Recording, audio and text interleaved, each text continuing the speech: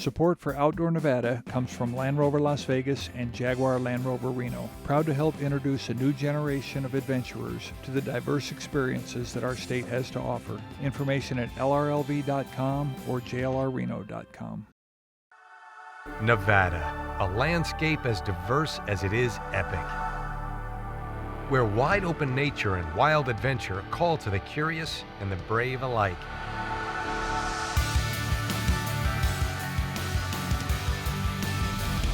The sun is rising right now. This is the perfect time to fly. I take to the sky for a unique view of Las Vegas Valley. I've fished before, but this is a first. At Pyramid Lake, I fished from a ladder. So our scorpion hunt has begun, and we don't know exactly where they're going to be. We have a general idea, so it's kind of exciting. As the night falls, I'm going hunting for scorpions. It's a 20-minute ride up. It's going to be 7 minutes of pure adrenaline on the way down. In Boulder City, I follow mountain bikers on an exhilarating downhill race.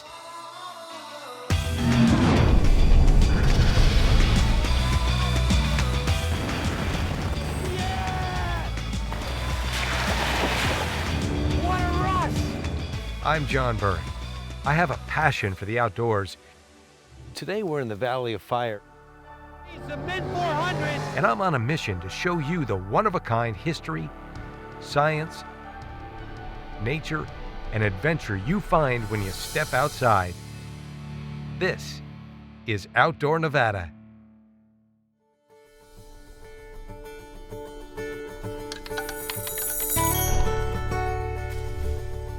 For years, man's been driven to take to the sky, and now I'm getting my chance to fly and to show you Las Vegas in a whole new light and height. I'm about to take part in one of the oldest methods of flying known to mankind. And I'm not talking about falling from a tree. Hot air balloon riding just happens to be one of the best things you can do in Nevada at 6 in the morning. This is hot air ballooning ground zero, Southwest Las Vegas. Sheldon, how Nice are to you, see sir? Very good. My guide is veteran pilot Sheldon Grauberger from Vegas Balloon Rides. Our mission? Head up some 4,000 feet above sea level for a bird's eye view of southern Nevada. How long have you been doing this, by the way? About 12 years. How'd you get into this? Well, it's kind of strange. Ever since I was a little kid, I loved balloons. I would go out to every event they would have in town. So I was just always around balloons. Hot air ballooning is the oldest known manned flight technology. The Montgolfier brothers invented it in France in 1783. To make these things fly, you need a few critical parts. The balloon itself, called the envelope, a gondola to carry passengers, and a heat source. As you can see, the sun is rising right now. This is the perfect time to fly. First step, inflate the balloon. Is it as simple as you turn on the flames, the hot air just fills the balloon? It's that simple? Well, we start out, we put these fans on. Like that balloon over there is starting to get filled up already. We get it to about 80% filled with air, and then I go to add the heat. The balloon will stand up, and they put the passengers in real quick so I don't go for a solo flight. Yeah, this balloon is actually the largest in southern Nevada. In fact, it's the largest in Nevada altogether. One of the largest in the world. And how long does it take then to fill these up? Less than 10 minutes or so. All right, right now they're filling up these balloons. As you can see, they're enormous. They've got it attached to a rope, and then this guy holds it so that the thing doesn't rise up and go crazy on them. I'm so excited. I mean, the sky is beautiful. It's blue. There's so much color. I don't know a better place to do this. With Las Vegas, you've got all the mountains. It's just going to be so scenic. I think it's almost going to be spiritual. No crowds, no traffic, just the hot air above us and gentle winds all around. Before we fly, Sheldon gives me the inside story. Literally.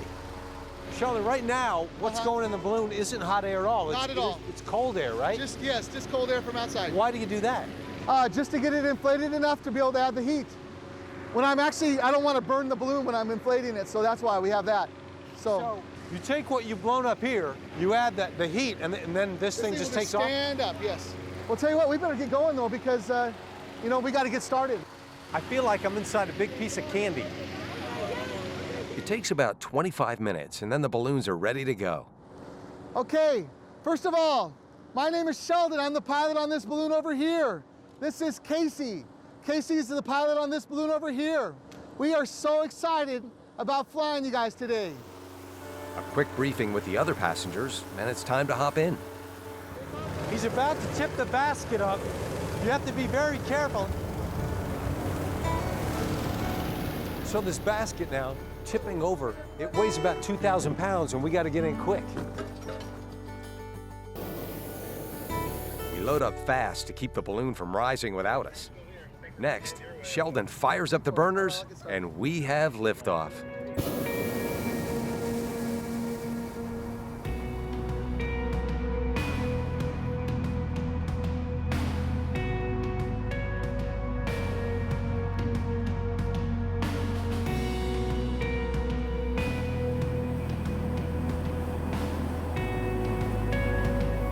As our sister balloon flies near, our altitude increases, and so does my amazement.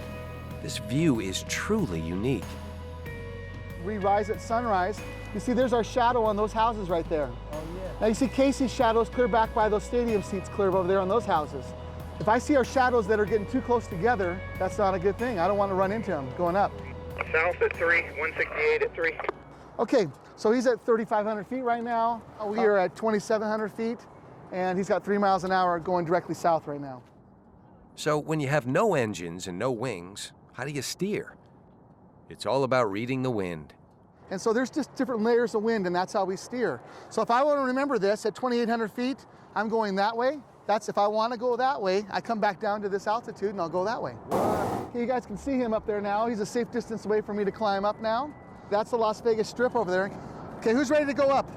Me. Let's go up, let's go.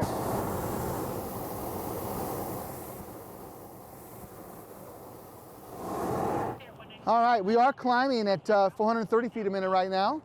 We're starting to change directions. You guys feel that the difference of wind in our face and everything? Yeah, yeah. That's usually, when you feel wind, that means you're changing something.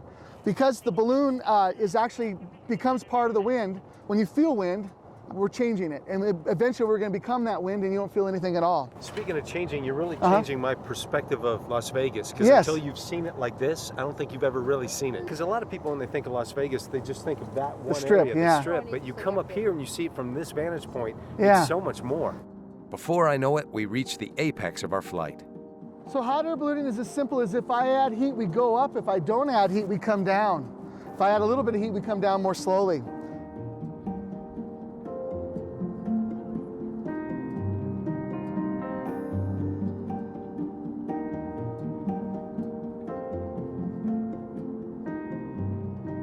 It's easy to lose sense of time up here. It is, like you probably don't even realize it, but we've actually already been up enough time to fly. 42 minutes right now we've already been up, and there's no sensation of time up here No, either. there isn't. It's Yeah. so peaceful. Everything just stops up here. Yeah. I got to tell you, I'm really impressed by how you care about the people and their experience doing this. yeah. That matters a lot to you. Oh, I love it. That's something I absolutely love doing. So I'm actually going to come down a little bit. See, it seems strange to burn while I'm coming down, but what I'm doing is I'm slowing myself down. Generally at this point, what I'm looking for is a place to land. We're not going to land where we started, Probably not, no. so then how do we get back to where we were? We actually have a chase truck that's following us everywhere. That's a good thing. Just about an hour after takeoff, Sheldon guides us back to the ground. So I look at my shadow and it tells me how fast I'm going, tells me how close to the ground I am by the size of it. Good news is we're gonna have a nice, soft, fluffy landing. Here we go, we're gonna land right next to him over there. Okay, everybody get ready, bend your knees, we're gonna come on down. Here we go, coming on down. With the help of Sheldon and his crew, everybody walks away unscathed. So I'm going to be honest with you, when we first started taking off, I was a little shaky. I was a little nervous. It was a little unnerving, but as soon as we got to about 500 feet, it all went away and it was all just so peaceful and so nice and absolutely awesome. No sensation of motion. Like I think I told you earlier, if we launched you off the ground and you had your eyes closed the whole time, you wouldn't even know you left the ground. Sheldon, you made my day. This is going to stay with me forever, man. I I'm really sure appreciate glad. it. We pack up the balloons, and then it's time for the traditional landing celebration.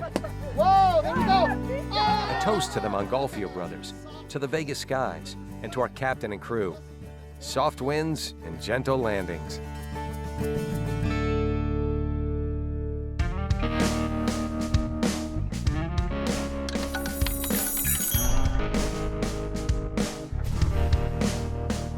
Some people fish from the shore. Some fish from a boat. But around here, these fishermen drag ladders into a sacred lake, also known as Pyramid Lake. Fly fishing in Nevada is a regular common phenomenon, but out here at Pyramid Lake, there is something very strange that goes on. They go fly fishing using ladders.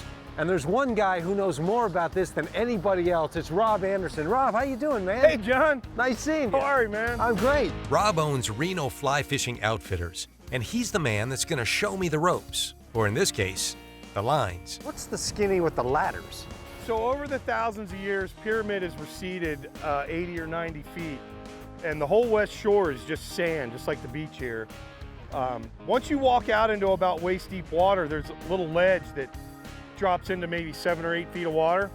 So we carry these ladders out and we set them in the sand, and if you can see a day like today where the wind's coming in, we actually stand up on the ladders to get out of the cold water and the waves so that we can fish in that deeper water. Well, I'm ready to get started. What do we got to do? Just wait her up and get out there. All right, let's do it. All right. Pyramid Lake is 40 miles northeast of Reno and covers 125,000 acres. It's one of the largest natural lakes in the state. The water is about 60 degrees, so we've got to get geared up before we wade out there. This is obviously different than fishing in a stream. Are those flies going under, or are they staying on top? No, they're sinking flies. The goal is to get them right on the bottom. Because there's no structure in the lake, it's just all sand, the fish feed right along the bottom. Looks like we're ready to head out to the shore. Rob's going to show me how to cast my line in this cold, choppy water. Okay, now transfer it into your other hand till you let go here. If you don't let go, if you hold it, hold it, don't let go, boom. Okay. Okay, do it again. Hold it, don't let go. This is gonna get 40 times harder once we get out there, so we gotta quickly get this under control. Clearly, this is a little more complicated than I thought. We'll see if I can get this right once we're in deeper water. What kind of fish are we fishing for anyway? Lahontan cutthroat trout. They get kind of big, right? Yeah, the average size fish in the lake's about 20 to 22 inches. I'm hoping to catch one of these Lahontan cutthroat trout, but catfish, bass, and a local fish called kuiyuayar are all common here. This lake is on Paiute reservation land, so most fish must be released. And the idea is you're just trying to get to that shelf that drops off, Right, right? you can see the green water out there where it gets deeper? That's where we're trying to get to. I'm sitting out here on a ladder in the middle of a lake. This feels a little weird, but I'm ready to catch some fish. I've fished before, but this is a first. It's great, though. Yep, there you go. Do that again. Here, let me get around that. There you go. Do it again. Stop right there. Rod tip down. That's far enough. Don't strip in all that line. You just pull it all back to you, all that hard work you did. Looks like I keep trying to use my old fishing techniques, but Rob gives me a few more pointers, and now I think I'm ready. Right, there you go. Fish on. Got it. Strip, strip, strip, strip, strip, strip, strip. Okay, so when you pull up, keep pressure going. Oh, shucks. I thought I had that one. Maybe I'll have better luck this time around. Nice fish. Get in here. Nice fish. Get in here. Get in here. All right, you're right at the end of your rope. Just keep that tight pressure on it. Got it. Come on, buddy. Get in there. This is where you got to talk to him, right? Just get tired and come on in. A little bit further. There we go. There we go. There we go. We're not going to hurt you. Whoo. That's a good time. Oh, gosh, so beautiful. I just caught a Lahontan cutthroat trout. Rob points out that her belly is swollen with eggs, so we send her back out into the water. It really wasn't that hard to do. Once you get the casting down, setting the hook in that fish really wasn't that bad. And they're right here on this shelf that goes down like that. So this is a perfect way to spend an afternoon. The water changes from shades of blue to gray depending on the color of the sky. On the horizon lie these limestone tufa formations. Their shape gave the name to Pyramid Lake. Before I leave, I try to reel in one more fish. Strong one. Yes! Rob and I caught another one. All right, I can go home a happy man. I gotta tell you, I've had the time of my life. I've never done this sort of thing, but thank you so much. That was awesome. Thank you. That was awesome. It's people like you that keep me from getting a real job. People like you that help me catch fish. You want to do some fly fishing? You got to get on a ladder and get yourself to Pyramid Lake.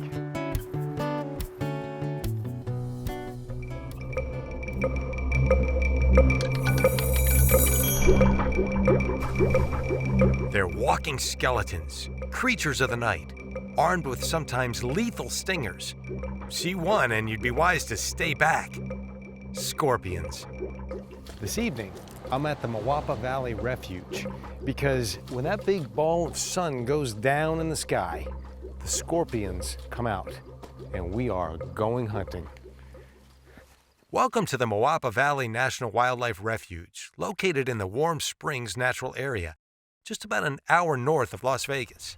Damn, how you doing? Hey, how's it going? Good to see you. I'm meeting Tim Parker, the environmental educator here.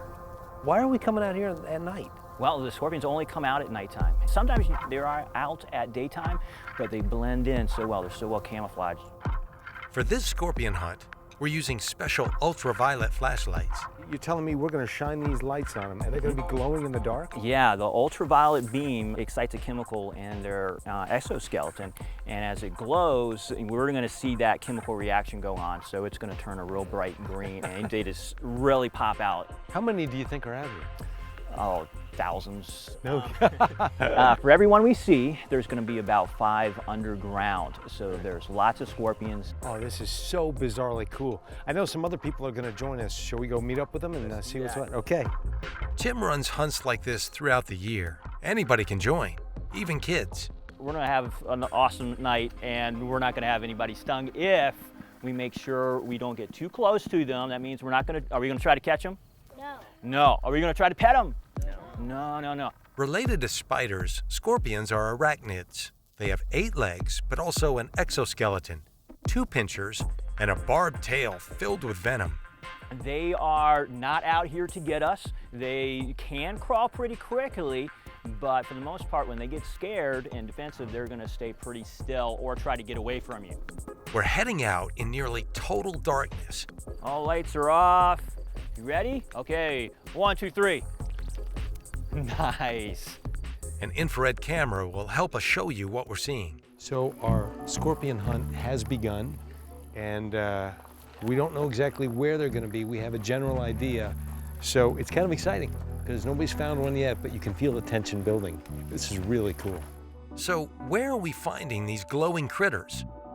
In the light of the sun, they typically burrow or hide under rocks, but at dark, these predators come out to feed.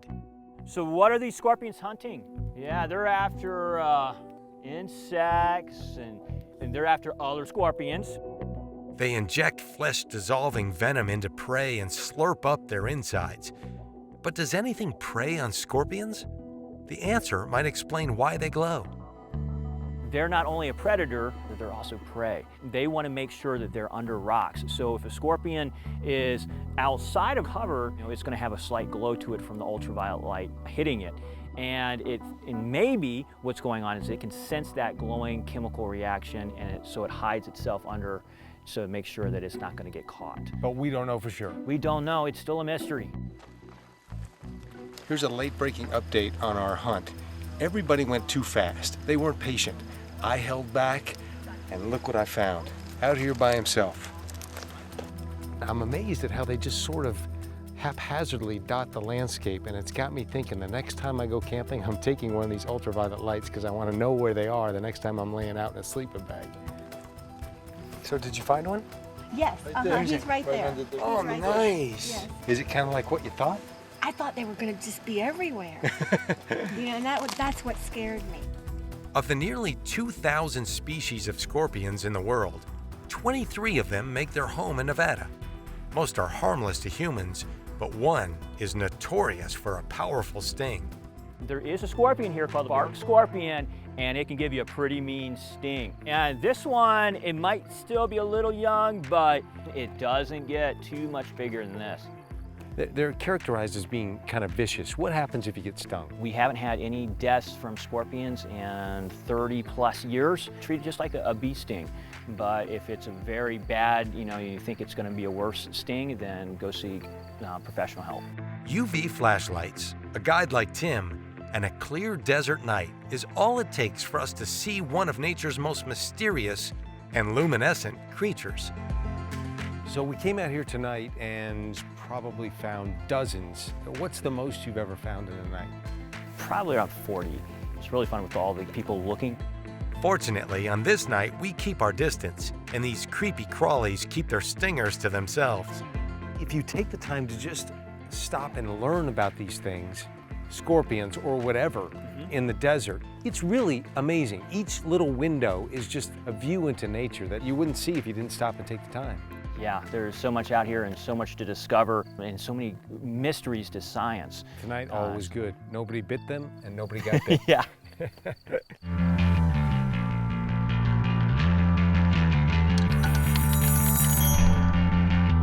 With its ideal climate and diverse natural environments, Nevada has something for every outdoor enthusiast.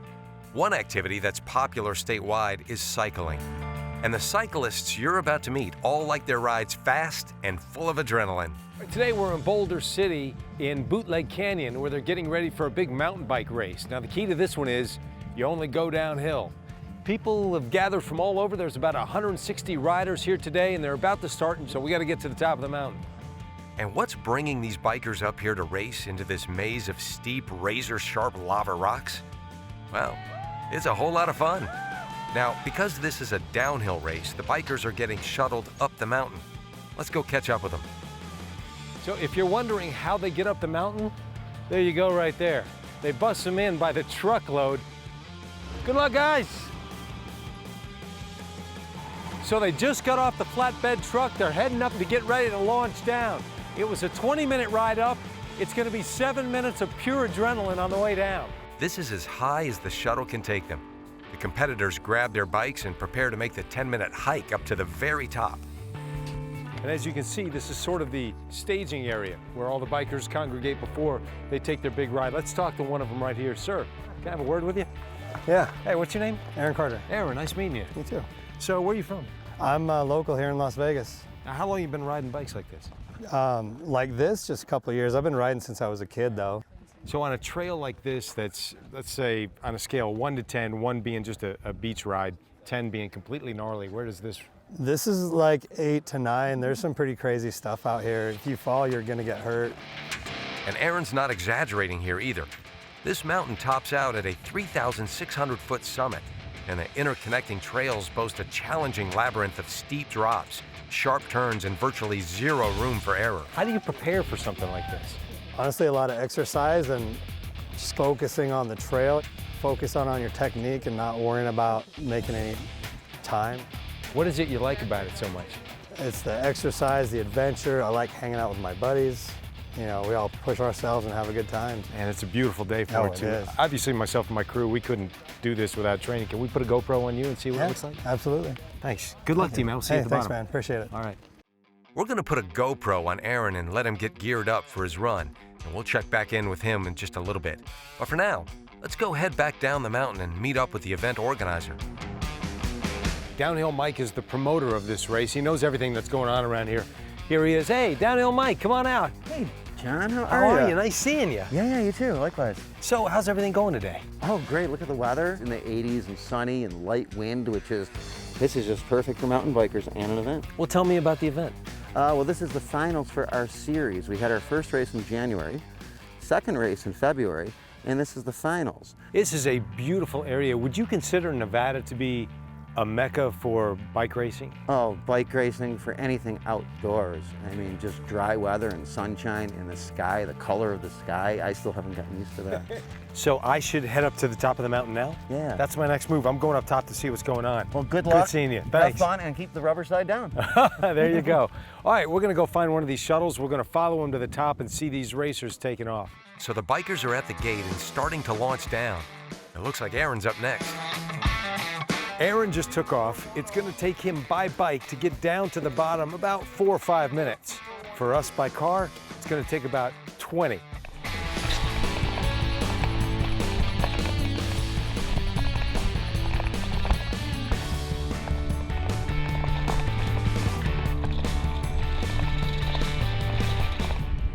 Aaron Carter, we are ready for you. Come on down, Aaron Carter.